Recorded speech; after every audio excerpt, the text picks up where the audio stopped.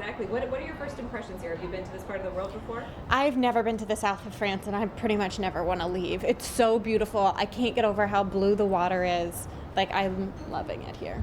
So what did you know about this particular festival? Did you know a lot about this international TV festival? Nothing. Before? I didn't know anything. As soon as they sent the invitation, I started Googling it. And then how did you prepare?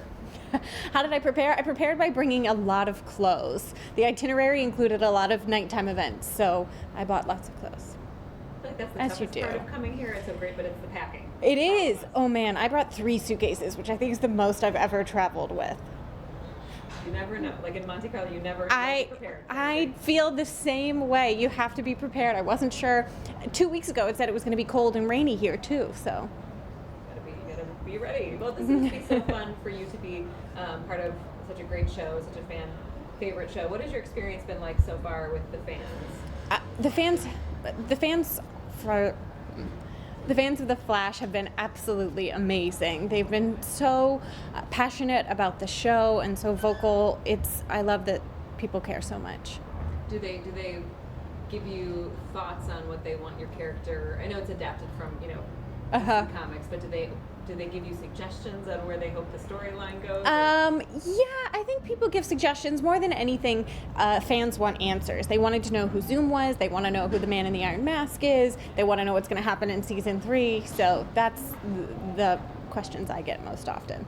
So renewed for season 3. Do you have any? You probably don't know a lot that's going to be happening. Is there anything that you hope will happen with the characters or the storyline?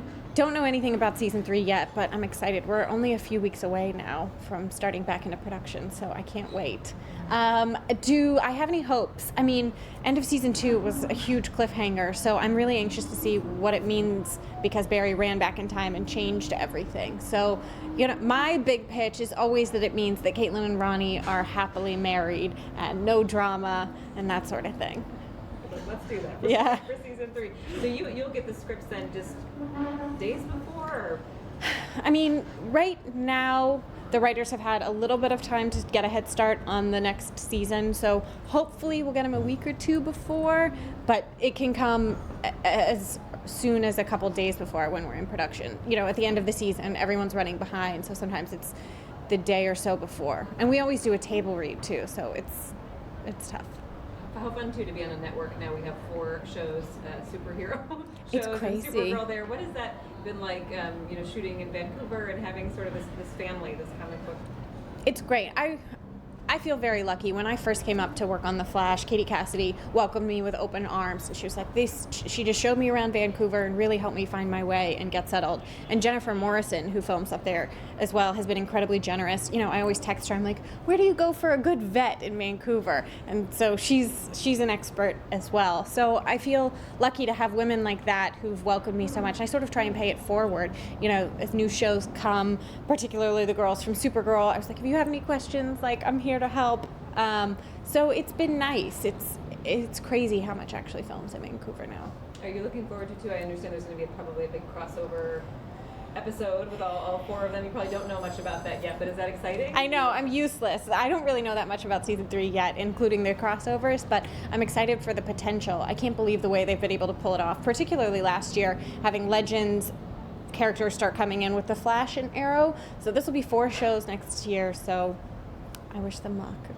Well, finally, talking to a lot of you guys here at this festival this year, and social media, and that so that sort of influence on your character. What is that like to be part of a hit show and have such close access to fans through Twitter? And it's great. Again, social media is great. It's an opportunity for the fans to communicate with us, and they are very passionate, so they make sure to make their thoughts and opinions heard. But it's nice because, for example, I was here today and we've been running around and I didn't get as much time to spend with the fans as I wanted, but I could tweet them and say, I'm coming back later, I didn't forget.